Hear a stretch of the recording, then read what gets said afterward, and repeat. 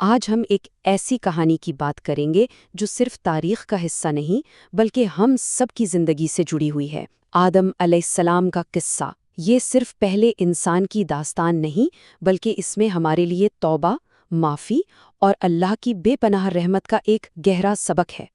تو سوال یہ اٹھتا ہے کہ انسانی تاریخ کی پہلی غلطی آخر ہمیں معافی کے بارے میں کیا سکھا سکتی ہے؟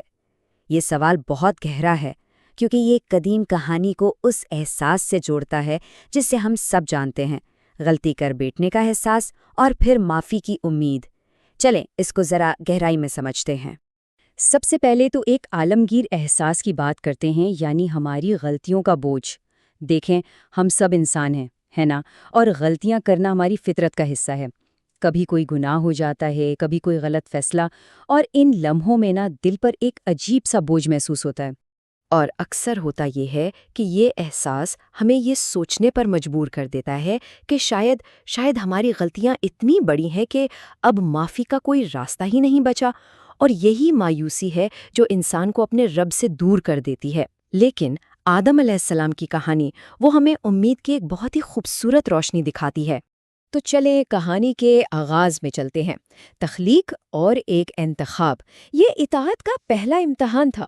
یہ سب شروع ہوا اس لمحے سے جب اللہ نے آدم علیہ السلام کو مٹی سے بنایا اور ان میں اپنی روح پھونکی۔ یہ اپنے آپ میں ایک بہت بڑا اعزاز تھا، اور یہیں سے اطاعت کا پہلا امتحان بھی شروع ہوا۔ تو ہوا یہ کہ اللہ نے آدم کو مٹی سے پیدا کیا اور پھر تمام فرشتوں کو حکم دیا کہ وہ تعظیم کے طور پر سجدہ کریں۔ سب فرشتوں نے حکم مانا سوائے ایک کے، ابلیس۔ اس نے تکبر کی وجہ سے انکار کر دیا۔ اس کا یہ ماننا تھا کہ وہ آدم سے بہتر ہے کیونکہ وہ آگ سے بنا ہے۔ یہی تکبر، یہی غرور اس کی نافرمانی کی اصل وجہ تھا۔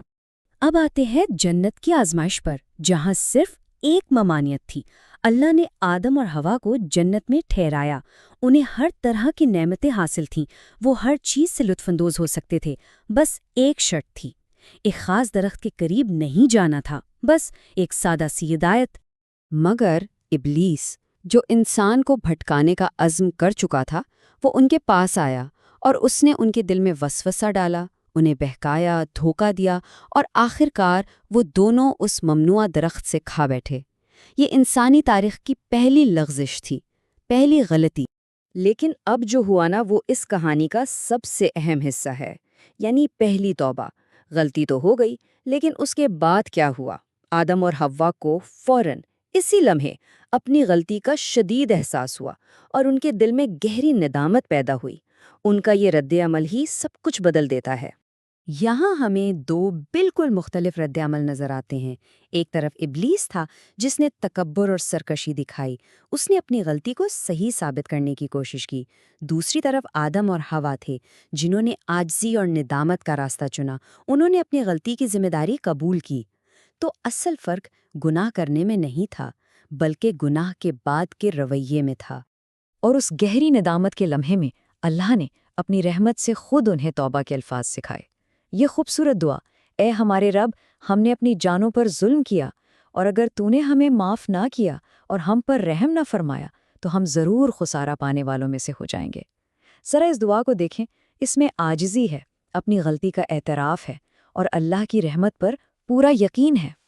اور اللہ جو الرحمن الرحیم ہے، اس نے ان کی یہ سچی توبہ قبول فرما لی۔ یہ لمحہ ہمیں اسلام کا ایک بنیادی اصول سکھاتا ہے کہ اللہ کی رحمت، اللہ کی معافی ہماری ہر غلطی، ہر گناہ سے کہیں زیادہ بڑی اور وسیع ہے۔ تو اس قصے سے ہمیں رحمت کے کیا سبق ملتے ہیں؟ یہ صرف ایک پرانی کہانی نہیں ہے، بلکہ یہ آج بھی ہمارے لیے رہنمائی اور امید کا ایک بہت بڑا ذریعہ ہے۔ چلیں دیکھتے ہیں کہ ہم اس سے اپنی زندگی کے لیے کیا سیکھ سکتے ہیں۔ تو امید کا راستہ کیا ہے؟ اس میں 3 اہم قدم ہیں۔ پہلا، اپنی غلطیوں کا اعتراف کرنا، یہ سمجھنا کہ ہم سے پرفیکشن کی امید نہیں کی جا رہی بلکہ سچی توبہ کی امید ہے۔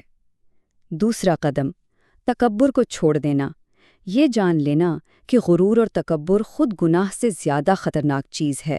اور تیسرا اور سب سے اہم قدم، اللہ کی رحمت پر بھروسہ کرنا، کبھی بھی مایوس نہ ہونا، کیونکہ توبہ کا دروازہ ہمیشہ ہمیشہ کھلا ہے۔ اس پوری بات کا خلاصہ اس ایک جملے میں ہے کہ انسان اپنی غلطیوں سے نہیں پہچانے جاتے، وہ اپنی توبہ اور اصلاح سے پہچانے جاتے ہیں۔ ہمارا ماضی ہماری تعریف نہیں کرتا، بلکہ یہ بات اہمیت رکھتی ہے کہ ہم اپنی غلطیوں کے بعد پلٹتے کیسے ہیں، اللہ کی طرف رجوع کیسے کرتے ہیں۔